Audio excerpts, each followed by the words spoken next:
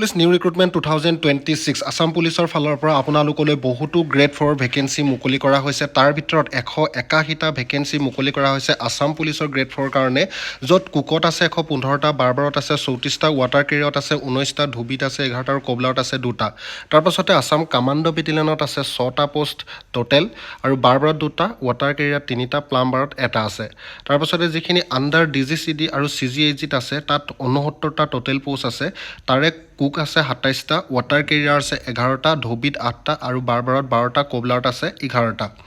এই ভেকেঞ্চিসমূহ যদি আপোনালোকে এপ্লাই কৰিব বিচাৰে, এপ্লাই কৰিবলৈ হ'লে আপোনালোকৰ বয়সৰ সময়সীমা কিমান, এডুকেশ্যন কোৱালিফিকেশ্যন কিমান, এপ্লাই কৰিবলৈ হ'লে আপোনালোকে এপ্লিকেশ্যন ফিজ দিব লাগিব নে নালাগিব, সম্পূৰ্ণ ডিটেইলছ ডকুমেণ্টছ কি আপোনালোকক জনাই আছোঁ। মাত্ৰ ভিডিঅ'টি আপোনালোকে স্কিপ নকৰিব, ষ্টাৰ্টিঙৰ পৰা এণ্ডিঙলৈ ভালদৰে চাই যাব।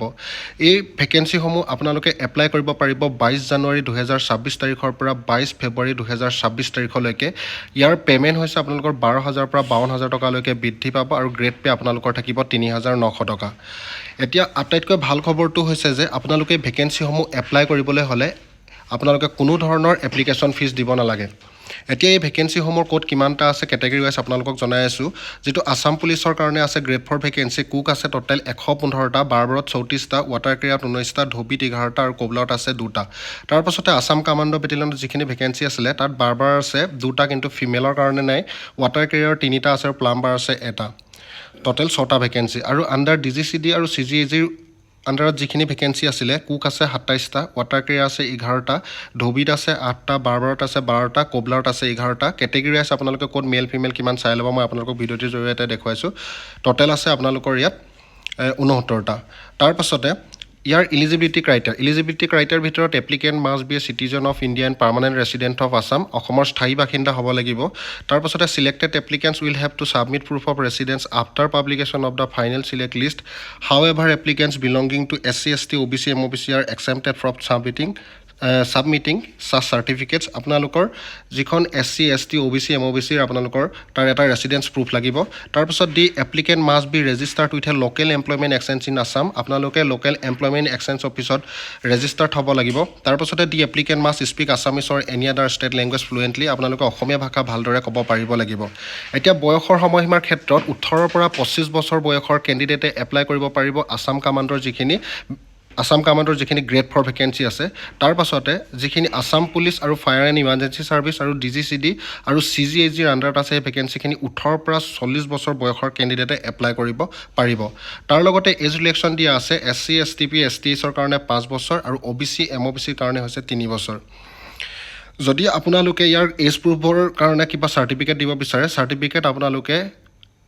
যিকোনো স্কুল বা ইনষ্টিটিউটৰ লাষ্ট ষ্টাডিত of birth certificate issued by the health department, no' other document shall be accepted in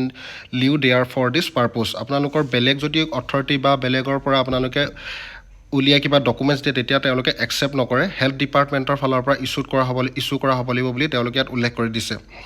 তাৰপাছতে educational and other qualification required, multitasking and maintenance staff যিখিনি নন টেকনিকেল ভেকেঞ্চি, মিনিমাম আপোনালোকে 8 পাছ কৰা হ'ব লাগিব বা আপোনালোকে SSLC অৰ ক্লাছ 12 পাছ কৰা হ'ব লাগিব যিকোনো বৰ্ড আৰু ৰিকগনাইজ বৰ্ড আৰু কাউন্সিলৰ পৰা। তাৰপিছত আদাৰ চাৰ্টিফিকেট ৰিকুৱাৰ্ড, কুকৰ কাৰণে হৈছে training certificate issued by sector skill council, SSC will carry 5 marks. আপোনালোকে যদি ছেক্টৰ স্কিল কাউন্সিলৰ ফালৰ পৰা চাৰ্টিফিকেট আনে তেতিয়া আপোনালোকে 5 নম্বৰ পাব। Minimum 1 year working experience certificate from a recognize registered cooking institution or hotel will carry 5 marks. আপোনালোকে যিকোনো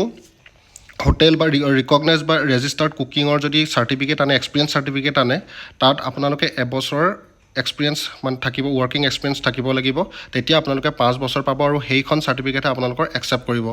তাৰপাছতে বাৰবাৰ কাৰণে তেওঁলোকে সেইখনেই বিচাৰিছে SSCৰ ফালৰ পৰা, তাতো 5 নম্বৰ থাকিব, মিনিমাম এবছৰ ৱৰ্কিং এক্সপিৰিয়েঞ্চ আপোনালোকৰ থাকিব লাগিব। Salon beauty parlour will carry 5 marks, যদি আপোনালোকে চেলুন বা বিউটি পাৰ্লাৰ ফালৰ পৰা আনে তেতিয়া আপোনালোকে 5 নম্বৰ পাব, তাতো ৰেজিষ্টাৰ্ড নাম্বাৰ আপোনালোকৰ থাকিব লাগিব। তাৰপাছতে ৱাটাৰ কেৰিয়াৰ কাৰণে ছেইম আপোনালোকৰ SSCৰ ফালৰ পৰা আপোনালোকে ইছ্যু কৰিব লাগিব আৰু তাত আপোনালোকে 5 নম্বৰ থাকিব। তাৰপিছত ধুবিৰ কাৰণেও ছেইম, তাতো 5 নম্বৰ থাকিব। এবছৰ এক্সপিৰিয়েঞ্চ থাকিব লাগিব আপোনালোকৰ লণ্ড্ৰি বা dry cleaner will carry 5 marks তাৰপাছতে কোবলাৰ ক্ষেত্ৰত training certificate issued by sector skill council SSC will carry 5 marks 2 years experience এতিয়া কোবলাৰ ভেকেঞ্চিখিনি যদি আপোনালোকে এপ্লাই কৰিব বিচাৰে তেতিয়া আপোনালোকৰ 2 বছৰ অভিজ্ঞতা থাকিব লাগিব মাল্টিটাস্কিং এণ্ড মেইনটেনেন্স ষ্টাফ 1 টেকনিকেলখিনি যিখিনি 8 পাছৰ মিনিমাম 8 পাছৰ পৰা আপোনালোকে এপ্লাই কৰিব পাৰিব আৰু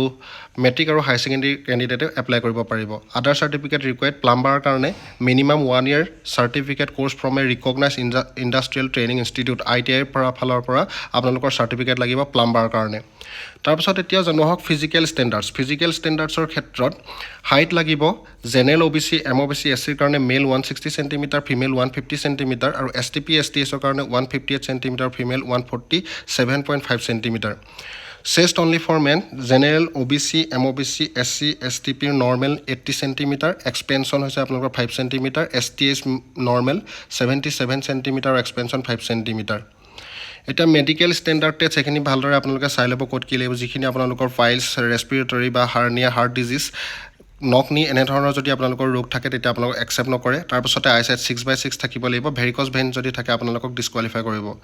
এতিয়া ভেকেঞ্চিসমূহ কেনেধৰণে এপ্লাই কৰিবলৈ হ'লে মোৰ ভিডিঅ'ৰ ডেছক্ৰিপশ্যনতো লিংক দিয়া আছে নতুবা আপোনালোকে ডাইৰেক্টলি slprbassam.in অফিচিয়েল ৱেবছাইটত গৈ ক্লিক কৰিব ক্লিক কৰাৰ পাছত এটা নতুন পেজ খোল খাব পেজটো খোল খোৱাৰ লগে লগে আপোনালোকে যিবিলাক ডকুমেণ্টছ ৰিকুৱাৰ্ড সেই ডকুমেণ্টছবিলাক তাত ছাবমিট কৰিব যিহেতু আপোনালোকে কোনো ধৰণৰ এপ্লিকেশ্যন ফিজ দিব নালাগে তেনেকৈ আপোনালোকে ছাবমিট কৰিব পাৰিব তাৰপিছত ছাবমিট কৰাৰ পাছত আপোনালোকে নিজৰ প্ৰিণ্ট আউট কপিটো ল'বলৈ নাপাহৰিব আৰু যিসকলে এতিয়ালৈকে ৰেজিষ্টাৰ্ড কৰা নাই তেওঁলোকে আগতে ৰেজিষ্ট্ৰেশ্যন কৰি ল'ব আৰু নিজৰ যিটো ৰেজিষ্টাৰ্ড মোবাইল নম্বৰ সেইটোৱে আপোনালোকে তাত দিব তাৰপাছতে ডকুমেণ্টছৰ ক্ষেত্ৰত mandatory documents are to be uploaded with application যিখিনি আপোনালোকৰ মেণ্ডেটৰী সেইখিনি আপোনালোকক জনাইছোঁ যে লেটেষ্ট পাছপৰ্ট চাইজ ফটোগ্ৰাফ লাগিব ডিজিটেল ফটো অফ ছিগনেচাৰ লাগিব চাৰ্টিফিকেট অফ প্ৰুফ অফ এজৰ কাৰণে লাগিব আপোনালোকৰ এডমিট কাৰ্ড বা certificate of SSLC or equivalent examination for the applicants who have pass SSLC or equivalent examination যিসকল কেণ্ডিডেটে SSLC পাছ কৰি থৈছে তেওঁলোকে এডমিট কাৰ্ড বা চাৰ্টিফিকেট দিব লাগিব তাৰপিছত pass certificate of SSLC or equivalent examination for the applicants who have pass SSLC for equivalent examination তাৰপিছত বাৰ্থ চাৰ্টিফিকেট লাগিব ক্লাছ 8 পাছ চাৰ্টিফিকেট লাগিব যিসকলে ক্লাছ 8 পাছ কৰিছে তেওঁলোকৰ কাৰণে ক্লাছ 8 পাছৰ চাৰ্টিফিকেট লাগিব certificate of diploma qualification as mentioned at para 5.6.1A আৰু 5.6.2A চাৰ্টিফিকেট ডিপ্ল'মা কৰা যিখন কোৱালিফিকেশ্যন সেইখন চাৰ্টিফিকেট লাগিব তাৰপাছত এমপ্লয়মেণ্ট এক্সচেঞ্জ ৰেজিষ্ট্ৰেশ্যন কাৰ্ড লাগিব আধাৰ কাৰ্ড লাগিব তাৰপাছতে কাষ্ট চাৰ্টিফিকেট লাগিব ইফ এপ্লিকেবল এতিয়া ৰিক্ৰুটমেণ্ট টেষ্ট আপোনালোকৰ যিখিনি টেষ্ট হ'ব সেই টেষ্টখিনিৰ ভিতৰত আপোনালোকৰ মেডিকেল এক্সামিনেশ্যন টেষ্ট হ'ব যিখিনি PhD ফিজিকেল ষ্টেণ্ডাৰ্ড টেষ্ট হ'ব আৰু ট্ৰেড প্ৰফিচিয়েঞ্চি টেষ্ট যিটো টেষ্টত আপোনালোকৰ 50 নম্বৰ থাকিব তাৰপিছতে আপোনালোকৰ যিখিনি ফাইনেল মেৰিট লিষ্ট আহিব সেই ফাইনেল মেৰিট লিষ্টত আপোনালোকৰ মেক্সিমাম মাৰ্কছ থাকিব 50 নম্বৰ আৰু 5 মাৰ্ক থাকিব আপোনালোকৰ 33% আপোনালোকে 33 পালে এক্সামত পাছ কৰিব পাৰিব আপোনালোকৰ কোনো ধৰণৰ ৰানিং নহয় ইয়াত আৰু বা কোনো ধৰণৰ আপোনালোকৰ বেলেগকৈ ৰিটেন নহয় এটা যিটো ট্ৰেড টেষ্ট হ'ব ট্ৰেড টেষ্টে হ'ব তাত থাকিব আপোনালোকৰ 50 নম্বৰ বন্ধু বান্ধৱীসকল ভিডিঅ'টি আজি ইমানেই ভিডিঅ'টি যদি ভাল লাগে আপোনালোকে লাইক কমেণ্ট শ্বেয়াৰ কৰিবলৈ নাপাহৰিব লগতে যদি প্ৰথমবাৰৰ কাৰণে মোৰ চেনেললৈ আহিছে মোৰ চেনেলটো এবাৰ ছাবস্ক্ৰাইব কৰি দিব